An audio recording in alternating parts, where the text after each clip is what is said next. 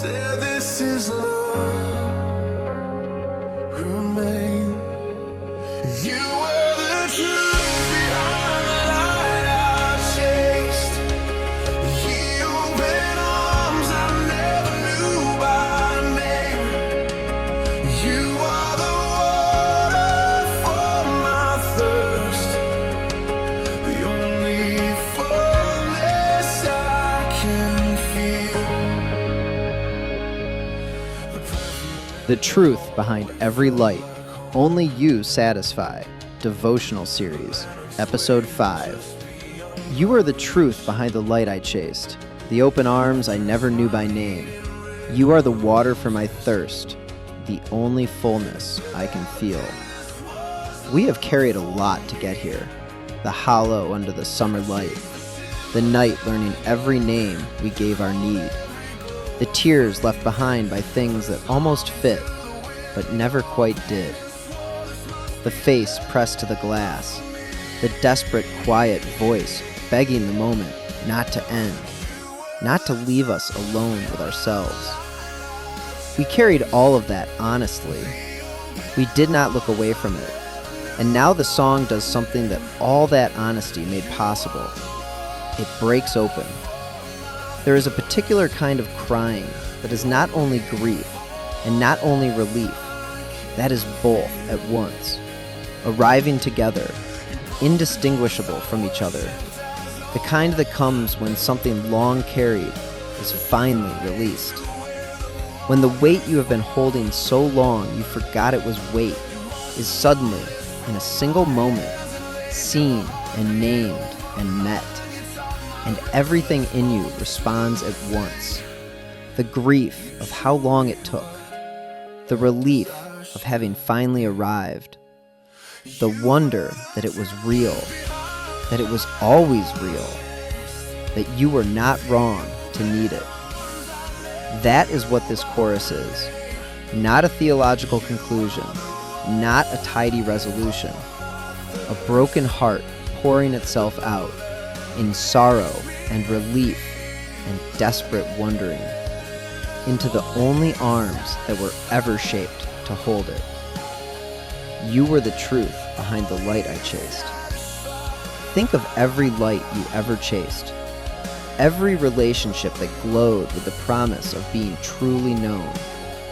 Every season that felt, for a little while, like belonging. Every moment of love, however incomplete, however borrowed, that made the hollow quiet. You chased those lights because something in you recognized them, because they carried, however faintly, a warmth that was real, a reflection of something true. And here is what the chorus confesses, in the voice of a heart finally broken open enough to see it. He was there. He was always there, behind every light, illuminating every genuine moment of love you ever knew, every real taste of belonging, every warmth that drew you forward. Not waiting at the end of the search as a consolation prize for finally looking in the right direction, but present, already, in the searching itself. The source of every light the world ever offered you. The truth behind all of it. You were the truth behind the light I chased. Not an accusation, a confession. The heart saying out loud what it could not see from inside the longing. That it was never chasing nothing. That the lights were real. That the warmth was real. That it was His warmth, His light, His love, partially held and imperfectly reflected in every good thing that ever drew us forward. We were reaching for Him. We just did not know His name. I was a teenager when that name was finally given to me.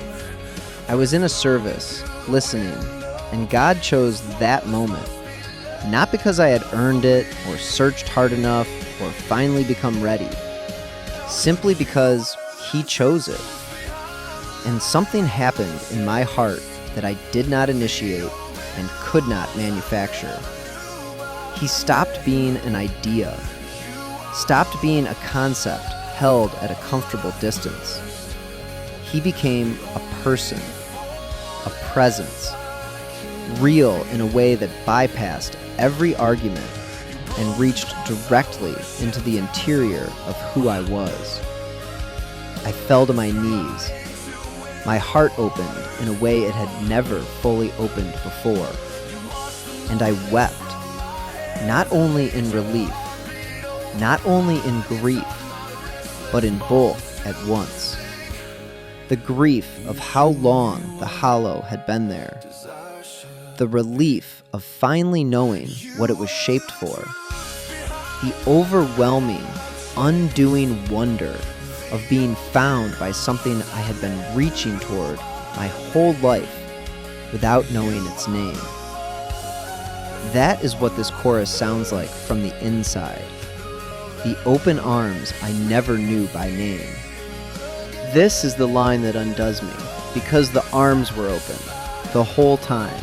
While we were pressing our faces to the glass, while the night was learning all our names for need, while we were begging false love to remain, the arms were already open, not waiting to be earned, not contingent on us finding the right words or the right approach. Open, reaching, seeking. The psalmist knew this pursuit intimately. Where can I go from your spirit? Where can I flee from your presence? Psalm 139:7. Not a cry of despair, but of wonder. There is nowhere to go that he is not already there. No hollow too deep, no night too dark, no misdirection too far gone. He is already there, already reaching, already calling us by a name he knew before we knew ourselves. And through Hosea, he speaks it with a tenderness that breaks every remaining wall. I will lead her into the wilderness and speak tenderly to her. Hosea 2:14. Not punishment, not distance. He takes us into the quiet and speaks tenderly to the heart that has been pressing itself against every wrong window, begging every insufficient thing to stay. He was never waiting for us to find him. He was finding us. You are the water for my thirst. Present tense. Not were, are. The one who was the truth behind every past light is the living, present reality of every current need, not a historical answer to a former longing. Here, now, the actual living God, not the idea of him, not the concept of him in our lives, meeting the need that nothing else was ever built to meet. We were made for this, not for the approximations, not for the reflections, not for the lights that carried his warmth without being its source.